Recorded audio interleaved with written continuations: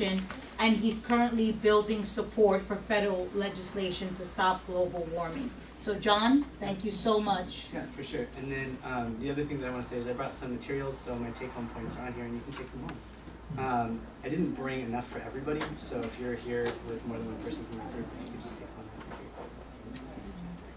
one. So for those of you who haven't heard of Environment North Carolina, we're a statewide environmental advocacy group. We're part of a larger group called Environment America, and we grew out of the U.S. PIRGs and North Carolina PIRG, if you guys are familiar with that, and the justice work that they do throughout the state. We've done a lot of reports recently on this issue. I don't want to talk about all of them just because we released 4 in the last month, and that's more than I really need to cover. But the one that I think is probably most interesting to this group is right here. I've got 2 copies here. It's Growing Solar in North Carolina. It goes into great detail about what we can actually do to build jobs here in North Carolina. I feel like we did a pretty good job of covering what global warming is, how it's happening, the fact that it's affecting our coastlines, our agriculture, our tourism industries. And then just to talk a little bit more about green jobs and where Environment North Carolina sees North Carolina going and the U.S. going. One of our reports that we released recently shows that Obama's original energy plan as proposed a couple months back, and again, the waters have been muddied a little bit since then, but we could be creating tens of thousands of jobs here in North Carolina just due to energy efficiency alone. And so then there's all of the renewable energy jobs that can be coming as well. But let's see, what specific number I have for you there is 17,800 jobs from energy efficiency. And that would be under the best possible policies. Who knows what we'll see coming out of the Senate bill. But what we do know is that for a very long time, Senator Hagan was not engaging on this issue at all. She was not making any great public comments. She wasn't really participating in the debate.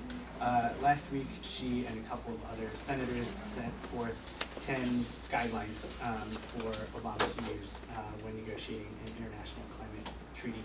And that was a good step for her. What we want to do is see her commit to some specific policies.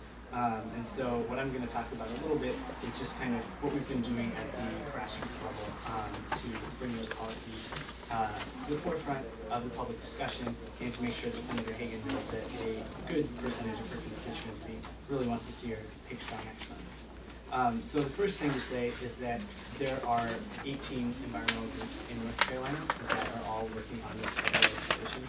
We're coordinating through a couple of different groups, but I did want to introduce 2 of the other groups who are here tonight. North Carolina Conservation Network and Sierra Carroll right over there. So if you guys want to hear about what they're doing, you can talk to them about that later.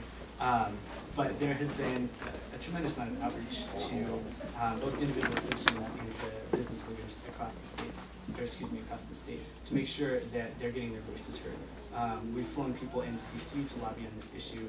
Every environmental group has been in most of the district offices that Hagan has, talking to her about this issue and why she needs to take support of it. So for Environment North Carolina, what that means is that we have been primarily trying to engage the business community and our membership at the grassroots level. And then probably our most successful action recently was a couple weekends ago. I led several of our organizers up to Greensboro, where Hagan is from. And over the course of 2.5 days, we got over 600 people to write a handwritten letter saying that she needed to vote on this and that she needed to come out soon so that we could actually build momentum towards a good vote.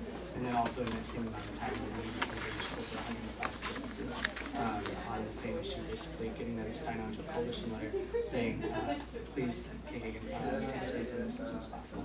You'll notice if you took one of those packets that I handed out, the last page is that coalition letter. If anyone is interested, we can talk about that later. Richard Burke, we're not doing a whole lot of work with him.